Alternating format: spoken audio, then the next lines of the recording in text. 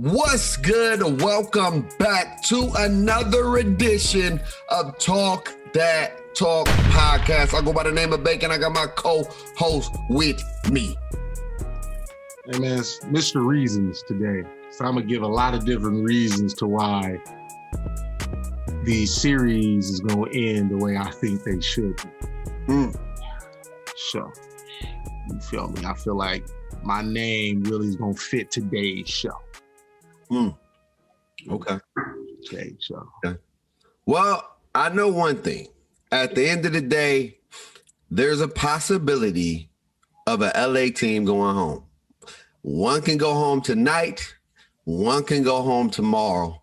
We do not know. But the big question is, which LA team? If it's an LA team that is going to go home, which team has the greatest chance to go home in their elimination games? Well, I mean, my pick was Mavericks in 6. So by that, I got to stand by that, right? Stand by that's what you pick, yeah. Yeah, I got to stand by that. So I'm going to roll with the Clippers home by Friday night because, as I told you, if the Mavericks don't win 6, they not winning 7. That's right. I just can't fathom a situation where the Clippers lose 4 home games in the playoffs. Like, come on, bro. As much as like I talk about the Clippers and you know, I'm not a big Clipper fan. I just can't see it. I got to be a realist. You got to be, logical. I don't see them losing 4 home games. To be honest with you, yeah, I didn't think they was gonna lose 3. So I don't know. In my opinion, to go. Here's my thing, man, with the Clippers, man. To win 2 games in Dallas and to come back all the confidence in the world to only give it right back to Dallas. I don't get it. And then your superstars. I love PG. I do. I love him. I love his style. I love his game. I know he has so much potential to be the guy. But mentally, PG finds a way to come up small, time after time. And then we don't even want to get on Kawhi Leonard. Kawhi Leonard was nowhere to be found. And when your coach say, we expect so much from Kawhi Leonard, he just got tired. Oh, my Lord. Got tired. Not only did you manage, what do they call that? What is it called again? I'm about to say time management, but it's load management, okay? Not only did you load manage your boy, he only played 5 games. How the hell is he tired? I don't understand that. How are you tired? Hey, mate, but ain't the reason that they in a 4 seed was because they was resting to be healthy for the playoff? So that's what I'm talking about. Like, bro, so to your point, how you tired? What you tired from? I don't get it. You didn't play as much in game 4. You was up by 30. You had a game in game 3, but you had a rest. You got a lot of rest. How you come home and now you tired? Slept in your own bed. You was in your own bed. How is that an excuse? And that looks so bad for Ty Lue to say our leader, our front runner is tired.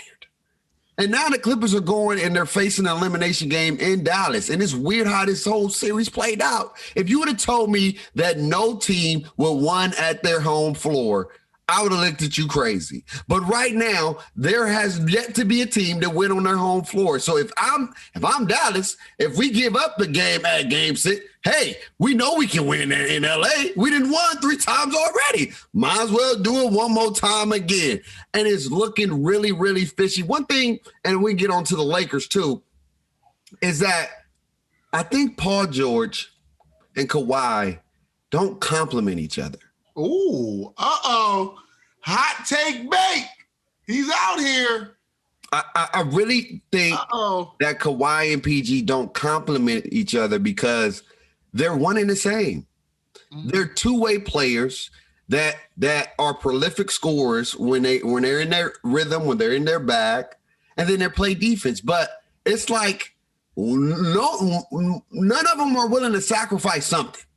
It's like, I got to get my points and I got to play some type of defense. They're not playing no type of defense, but they are trying to get their buckets. And here's my thing. One of them has to sacrifice. One of them had to say, look, I need you for the first half. Like we talked about it on Tuesday.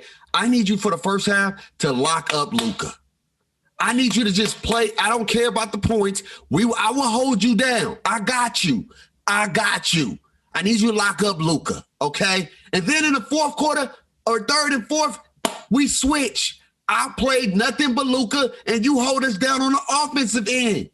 You can't have it the best of both worlds. And that's what I feel like the Clippers' issue is. They got two players that's one and the same, and not one of them are willing to sacrifice. If one of them was willing to sacrifice, then I would say they can complement each other. But they're not complementing each other because they playing the same way, and nobody's willing to sacrifice anything. I'm going to get my buckets. I'm going to play somewhat of a defense, and I'm going to play somewhat of a defense because Luka's averaging 35 against two of the most prolific defenders to ever play the game. Can we even call them defenders anymore? I know they are elite defenders, but I just think they don't want to defend because they want to score. That's in my opinion. I mean, Luka's really, listen, I don't really like saying this too much, but I mean, it is what it is. Luka's out here looking like a young LeBron. Just in full control of what he wants to do. At all points on the court. You feel me? I just feel like he's just shooting it a little better than what the young LeBron was, because I don't think LeBron had the shooting. Because Luka's not shooting well. He's just shooting a little better than what LeBron was at this age. And, and that's not by a lot, but, he's knocking down that jumper, which is really causing their defense to be like, we don't even know what to do. But he's literally coming down court and he looking at the defense and he like, oh, he guarding you? Oh, you come set the screen. Mm-hmm. Oh, he guarding you? Oh, you come set the screen. And then the Clippers are doing what? They're switching. So he's literally getting every matchup that he wants. Like, he's like, oh, okay. Oh, they said Batum can guard me? Oh, come here, Batum. You want some of this? I give you some of this. Oh, Rondo. Oh, you gonna guard Rondo. You know what? Listen, I don't want the ball right here. Here, y'all go get the ball. I'm gonna go post up. Then y'all come swing the ball back over this way. Like, he is literally playing mind games with the Clippers. Yes. Mind games. Shout out to my boy Jay in the launch mind games. He's just out here, just like, I can do what I want when I want to. Yeah. The Clippers got to listen. A lot of people don't really watch. I mean, they watch, but it's just the Clippers got real lucky in the fourth quarter because the Dallas Mavericks had a few opportunities to never let the game get close. They just didn't make the shot. Yeah. Dorian Finney-Smith missed a wide open corner jump shot. Yeah. Amen. Tim Hardaway ended up hitting a big three, but when they was up, I think they was up 9 or 10, he missed a wide open corner jumper that, and Luka didn't even have a good fourth quarter. Went 1 for 8. He was horrible in the fourth quarter. They almost gave him away. But he made key plays. He played defense at the end. Terrence Mann, butt got tight. The moment got too big because he had a layup. And he was like, oh, no, here, Batum. Yeah, I don't want this. I don't want this. I want this. And then Kawhi threw up a prayer. With 8 seconds left. You see how Rondo looked at him? That was unlike Kawhi. You see how Rondo looked at him. But Rondo can't look at nobody like that because he airballed a few 3-pointers last night. It's okay. You can't don't be that guy. Don't be that guy. Like, what are you doing? No, bro. No. Okay? Hell no. We ain't doing that. We ain't doing that. No. Rondo ain't got no room to be looking at him sideways. We ain't doing that. We ain't doing that. You didn't play well, too. What if Reggie Jackson looked at him sideways? Nah, we ain't doing that because he hit a couple, but come on now. We ain't doing it. Here's the thing, man. And one thing that stood out to me, and I know I don't like to just pick one moment, but it was a close game. It was in 1 minute and 20 seconds. And they called for a pick. And when Paul George allowed himself to not even get picked, it wasn't even a pick. It was like, I don't want to stick Luka. You got him. After he turned the ball over, in my head, I would say I'm going to get this basketball back. I need this back. But in Paul George's head, he must have thought like, you got it, dog. I ain't, we ain't doing it. And then for Paul George, and I love him. I don't like to put it all on him because it's not, he was the leading scorer for the Clippers yesterday. But my thing is, when you have the ball and you have the chance to win the game and to make up for all the turnovers, all the loose balls, you give it to Terrence Mann. You put that pressure on Terrence Mann. You say, Terrence Mann, go win the game for us. You are Paul damn George. You are that guy. You can be that guy when you get in your bag and you do what you got to do, but you gave it to Terrence Mann to be the hero, to save y'all, instead of you taking it. I've seen you do it plenty of times in Indiana. I've seen you do it. He had, it was a semi-transition. All he had to do was turn the corner and go. You've been attacking the whole fourth quarter anyway. Turn the corner and go. Terrence Mann's not getting that basketball if I'm Paul George. Kawhi may not get the basketball. I'm like you said, I've turned it over like 3 or 4 times. I went to the cup. I've asked for fouls that I didn't get. I got to go try to win this game. And that's just what it is. So, but enough about supercuts. Yeah. Listen, you see this shirt I got on there? Yeah. Very indicative of what I need LeBron to be tonight. Okay. But here's the thing. I don't need him to go full 50-point LeBron. And I don't need that. Because I don't feel like he got that right now. That ain't the LeBron that we got. Mm-hmm. I need 32, 9, and 8 from LeBron. But a very controlled, him controlling the game 32, 9, and 8. You feel me? He picks his spots.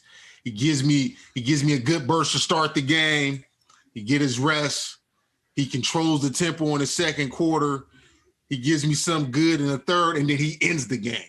Hopefully, you feel me, we kind of blowing them out to where we ain't got to worry about that. But I need a very methodical, patient LeBron, but aggressive, if that makes sense. No, I got the crazy thing about it is that I said I need LeBron to go for 30 tonight. 30 or more, possibly, but I need him to do what he can do. And 30 is not even hard for him. 50 would be superhero, in my opinion. 30 is average. LeBron can get 30 if he want to get 30. If he just, damn near, he could get 40 if he wanted to get 40. Because the game, he's so smart. When he plays and he's in his bag, he is unguardable, unstoppable, in my opinion, because he's so damn strong and he got so much IQ. When LeBron wants to play like LeBron wants to play, well, he's one of the best players on this planet. But when LeBron is indecisive, not knowing what he want to do, being very passive, putting all the responsibility on his teammates and just coasting, that is the LeBron I can't stand. And he always hits you with, I'm going to play the game the right way. No, that is not playing the game the right way. What that is doing is you chilling, bro. Playing the game the right way is, like you said, playing in spurts, playing in key moments, not letting the moment get too high, not letting the moment get too low, playing right in that middle, knowing when to turn it on and just keep it steady. Not turn it off, but keep it steady, okay? Keep it steady. Keep the game close. Keep the game close. If you feel like it's getting out of hand, let me get a couple 6 points here, get it back in control, and then let my team get a roll. He needs to do that. You know, and it's crazy. I want him to do it, and I hope he do it. I need him to do it. If he don't do it, I promise you the Lakers are going home. Yeah, listen. LeBron is averaging 22 points, 7 rebounds, and 6 assists in this series. 22.2 from LeBron. I've never seen LeBron average 22.2 in the playoffs. I think this is probably the lowest average he had since the finals when they got swept by the Spurs when he was baby Bron. Yeah. You feel me? I just haven't seen him I get it about picking the spots, and then I also get it about, you feel me, the Lakers not hitting open jump shots and that. But you've just said it. It's where is the turn on and the turn off? You feel me? Like Lakers thought it was sweet. They laughing and giggling, and I didn't like it because y'all went up 20 and allowed them to get back in the game, and the game got back into around 6 to 8 points. You feel me? Because y'all didn't take it serious. Y'all over there laughing, thinking, no. You That's feel me? not like basketball, by the way, either. Huh? I've never seen them do that in the playoffs where they going crazy like that. It's all business. It's all business for the Lakers. Even last year, they had moments where they could have laughed and googly goo, but it was all business. And I said that, and I'm gonna say this again. I don't think LeBron is in it mentally this year because they got that from the leader. That's from because he started smiling. He was smiling first. So they like, oh, he's smiling? Oh, Drummond over there doing the move with him. And then LeBron, like, I just feel like that right there showed the Suns that the Lakers ain't for real. They're not focused. Yeah, because when the Suns got up, it was foot on the throat. It was not, y'all about to breathe. It was the Lakers was drowning and they just kept them underwater. Oh, you're not coming back. Air? What air? Champ? Ain't no air over here. And so here's also what I need. As much as I like him, we got to sit Caruso down. He's not giving me nothing. He's not giving me nothing defensively, and he for damn sure not giving me nothing offensively. He needs to go sit his ass down. Okay? He got to go sit down. I feel like play Ben McLemore a little bit better, more. Maybe he can hit some more jump shots because he's a better shooter than Caruso. Or, like I said, I text you and my boy Ryan. I'm not a huge Draymond Green fan, but his basketball intellect is high because I've listened to him for 2 years, covered it. It's high. And he came out and said it. The Lakers need to play THT more because they need somebody that's going to create and play make. THT can go do that, but when you playing with LeBron, what is he going to do? It's like, man, LeBron on the court, I got to defer. You feel me? When LeBron didn't play and he was able to get his minutes, you saw what the young man was capable of. Because last 7, 8 games for the Lakers were critical games. And he stepped up and he played well. So it's not like he's afraid of the moment, but you got to give a man a chance to get the burn. So look, Lakers got to win tonight, otherwise they go home. Yeah. And we'll see what happens Saturday, game 7. But I'll be very disappointed as a Lakers fan if we don't advance. But the cool thing is I've started to cope with not advancing. I started to cope. I feel like instead of letting my emotions get to that, I've already settled myself right here. So I'm gonna be fine tonight either way. I'm gonna say this, and I'm very shocked. I think the Lakers need to put on the Mamba jerseys to get back into business. I said that.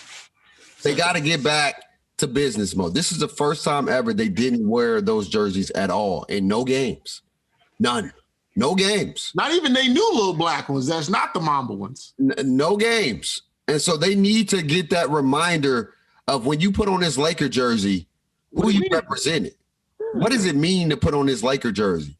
It's legacy. It's historic. It's monumental. And if you're gonna come out here and disrespect the Laker jersey, then y'all don't need to be in no second round, no third round, no fourth round. So LeBron James, it starts with you.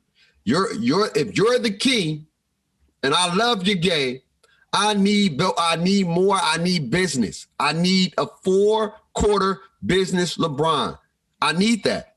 Or your boy CP is going on to the second round, and that'd be crazy because if the Clippers lose, and this we're about to talk about right now, the Portland and the Nuggets lose, sheesh. You may see Phoenix in the NBA Finals, dog. Hey, or Utah. I'm not going to disrespect Utah, but let's talk about the Portland and the Denver series. Look, I'm going to make this quick.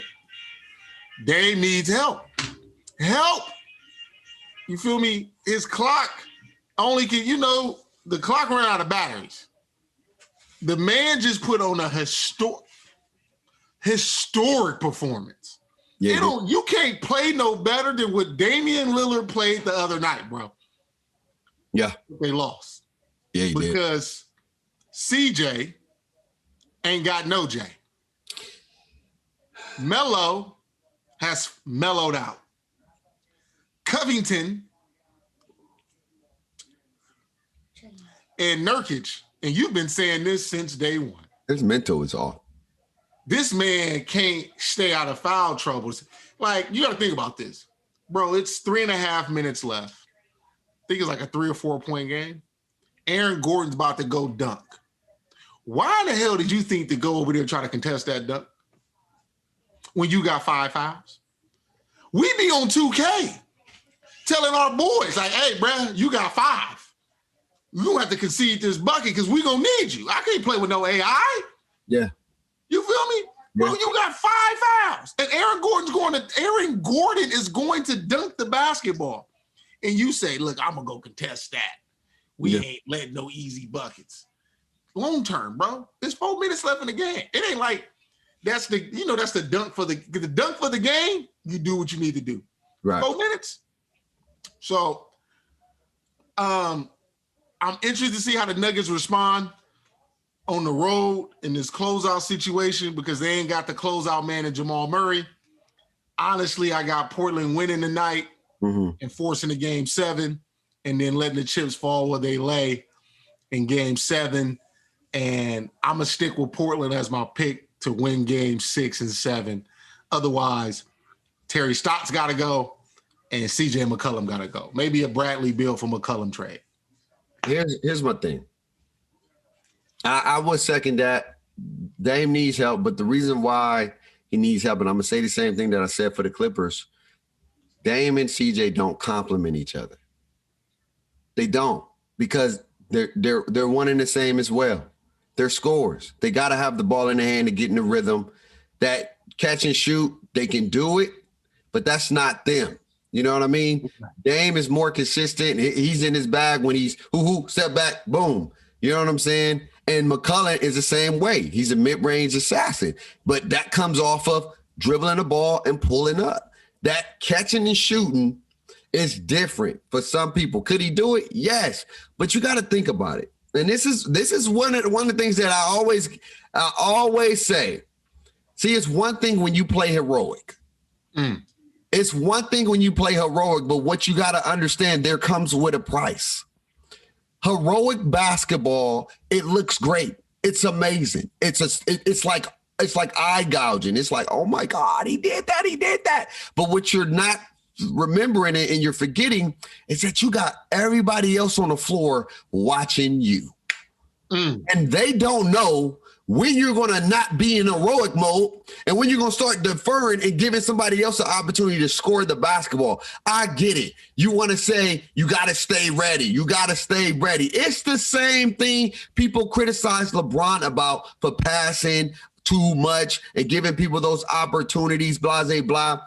It hurts you when you are in your Duffy, in your bag, and now it's like, all right, I need somebody else to score. Bro, you didn't have the ball for 10 minutes.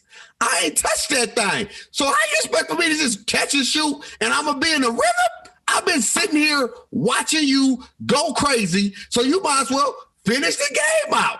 You might as well, unless they just like triple teaming you, you better figure that damn thing out. Or here's the thing, you play in spurts. You play in spurts. Keep your team engaged. You keep the others engaged. And that is why I feel like CJ and Dame don't do well because CJ's not an off the ball shooter. He's not.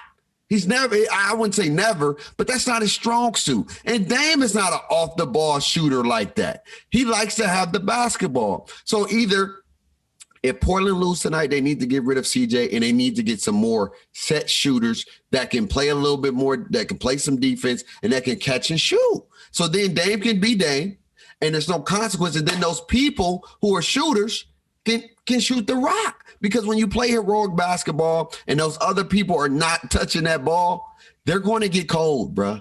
They're going to get cold and the pressure gets heightened. If pressure gets high, I don't care who you are, bro. The mistakes that CJ made stepping out of bounds, bro, that the pressure got to. He's like, oh, snap. Oh, Dame gave me the ball. Let me go do something. Oh, dang, I missed that. And then Melo, we know Melo, he's getting better at being a catch and shoot, but that's still not Melo. Melo, even on a catch and shoot, he hit you with a step back. He got to put that ball on the floor before he shoot it. That's just how they play.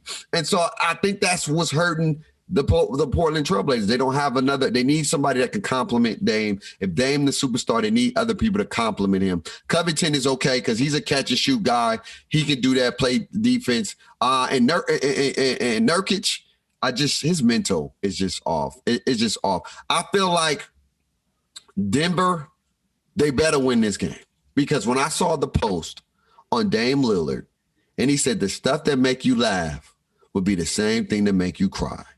Mm-hmm. And what he was saying, like, yo, y'all smiling now, y'all laughing now, but we gonna win in game 6, and I'm gonna come here and be the reason why y'all gonna cry and be mad when y'all go home. Mm-hmm. That is so. I respect Dame. It's like the little guy syndrome because the little guy, they don't really give you a lot of respect. You gotta do so much over the top to show people that you belong. Where you got wing players that can go for 25.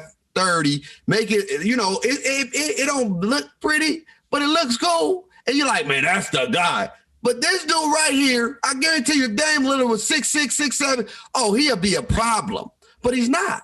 But he does what he does, man. And in my opinion, I think Portland wins tonight by a lot. I think they win by 15 plus because they know if they don't, they're going to go home. And I think Dame ain't going to be the reason why they go home. And I think he's going to try to make that post come to truth. All right, well, as we concluding, let's do a little fast break. Conclude with some of these series that ended. Big Utah, Memphis, that's over now. Donovan Mitchell showed up and put that to bed. How did you feel about just the Grizzlies and their growth as they got sent home? I'm going to say they're a young team that's going to be on the rise, and they got 2 superstars in the making. They just got to continue to develop. My man, I can't think of his name because I'm going to lose track. Which Brooks. Brooks. Okay, I thought you were talking about Jaren Jackson. Brooks is going to be nice. Jackson kind of fell off a little bit. He relied too much on that 3 ball. He needs to go back to being the multi-dimensional inside-out guy. Have the 3 ball. Don't fall in love with it. And I think Ja Morant needs to develop a mid-range or a 3 consistent, be able to shoot the ball consistently from the 3 or have a dribble pull-up. That little floater is great, but what happens when you can't get there? You got to be able to hit that mid-range free throw line. But I feel like Brooks and Morant and Jack is going to be a great 3 dynamic or 3 try. I don't even know what trio. You're going to call them a trio that's going to do some things moving forward. And I think that was great experience for them. Just Utah was the better team, man. They was just, and Donovan Mitchell, they had no answers for him. They need a defender. They need another defender that can stop like the offensive guy. And I think they'll be all right. Yeah. All right. So moving to the Embiid injury series, with Embiid having a partially torn lateral meniscus tear. The Sixers were able to close out the series. What do you think needs to be Washington's move this offseason? Or what you think could help that team? I think they got to decide what they want to do.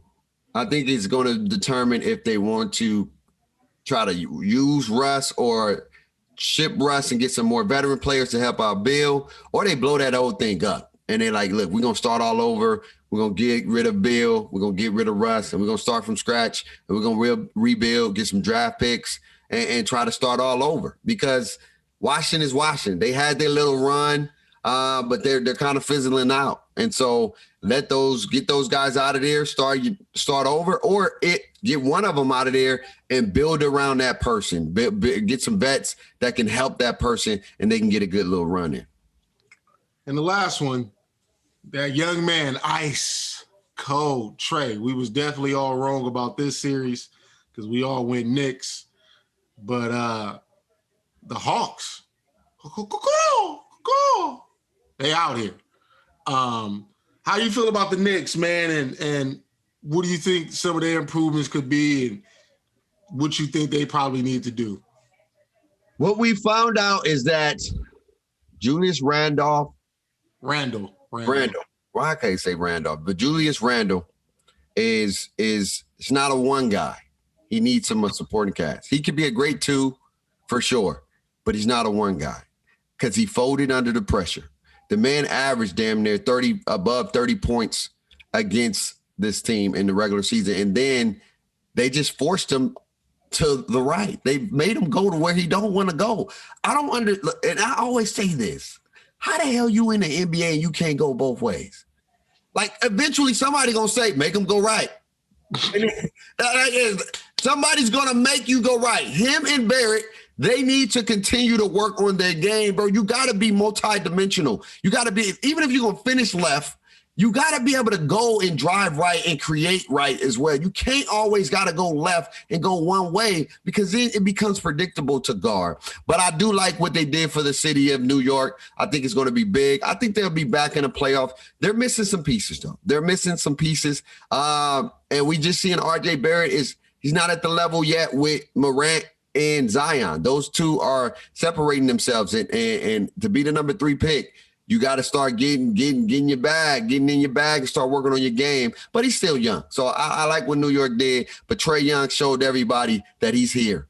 That man is here. And I don't know why I picked the Knicks, to be honest with you, because listen, when I look at it, we talked about it. I look back and I'm like, why? Why? I can't even sit there and answer that my question. I fumbled the bag. We collectively. Yeah, we all fumbled that bag. We fumbled the bag. Since, we concluded with that, and we can get up out of here after we talk about this. The East is set, bro. Yeah, it is. The East is set. Sixers, Atlanta, Milwaukee, Brooklyn. What you thinking, man? How you thinking these 2 series is going to go? With the Embiid injury, that is huge. That is going to be huge for Philly, and I hate to see it, man. I don't think I don't think Philly's been healthy in a very long time. It's always one of their superstars are always hurt. And somebody's always hurt, okay? And so here's my thing, and I'm going to say this right now, and I'll make it short quick. The winners out of the Bucks and the Nets will be going to the finals. It's going to the finals, in my opinion. I think whoever wins that is going to the finals because no Embiid – it's going to be no chance. I don't care who you call it. Embiid is a difference maker at the end of the day. If Ben Simmons can be able to score, I would have been like, hey, they got a chance because you still got Ben. But Ben is not a scorer. He's a creator. He does other things. He plays defense, and there's nothing wrong with that. But you got to be able to get buckets. I think Philly, they'll get by Atlanta. It's going to be a tough series, but I think Ben Simmons is going to be the Trae Young stopper. I really believe that. That 7-foot frame is going to be guarding, and he's athletic. He's very explosive. So Trae Young is going to shoot a lot of contested shots. It's not going to be the same little ice cold. You probably going to be ice cold because them shots going to be broke. I'm going to tell you right now, just being honest with you. I think Ben Simmons and them will get by them in a 4-2. I think it'll go 6. I think Atlanta will get a couple, but I think because without Embiid again, I think they're going to get a couple because they're going to attack the paint. They're going to attack the inside. They're going to get some lob threats to my man Capella, who's been balling, by the way, and Collison. They're going to do their thing. The Bucks and the Nets, though. Ooh, Bank. Look, man. Bank.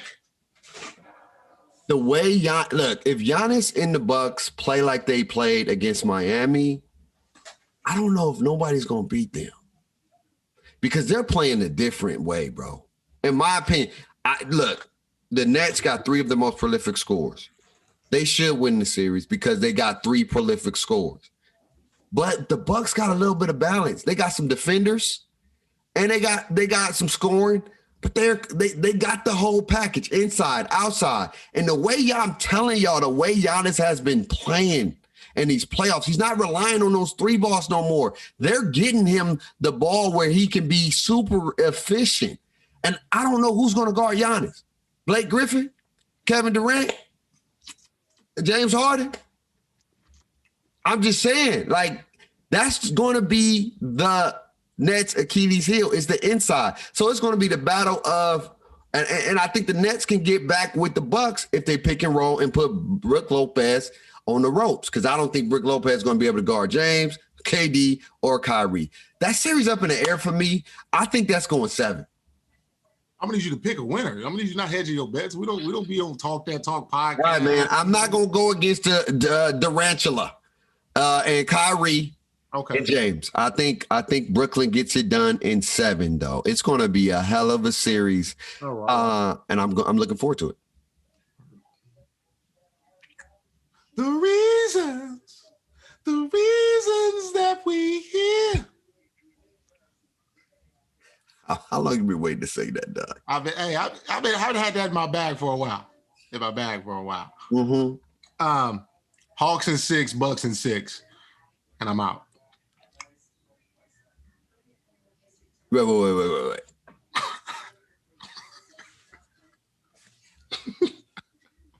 Did you just say the Hawks are going to beat Philadelphia in 6? Yeah, man. And the Bucks are going to beat the Nets in 6. Yeah, man. No explanation. That's what you're going with. I feel like I need to look. I feel like without Embiid, the Hawks' game 1's going to be interesting because the Hawks got to figure it out. How they going to get Trey more open shots against Ben and figure that out. But I feel like Trey Young will figure that out. Ben Simmons ain't going to be able to court the whole time. And, you got to figure that out. They got Dwight Howard at least. He's going to help a little bit. Dwight Howard and the Lakers, so I don't really worry about Dwight Howard.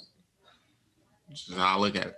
Anyway, and then I just think this Bucks team is just too much for this Nets team as constructed.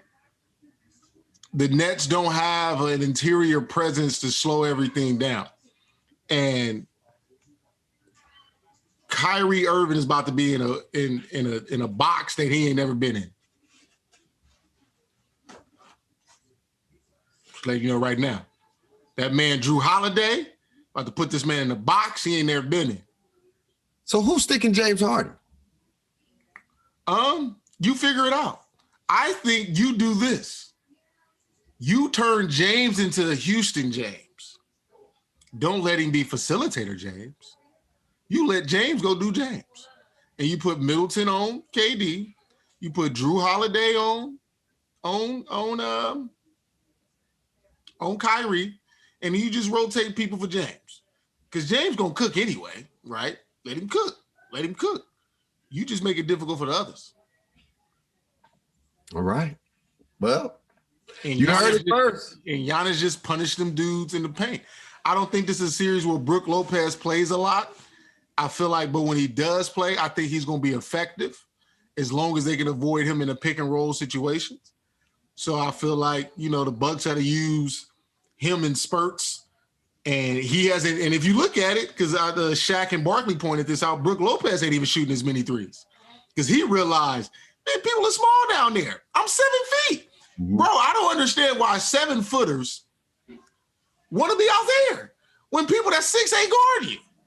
That's the NBA right now. But you know what's crazy before we get up out of here is I think if you go Drew Holiday, Middleton, who's the third? Who's the third guy? Who plays 3 for them?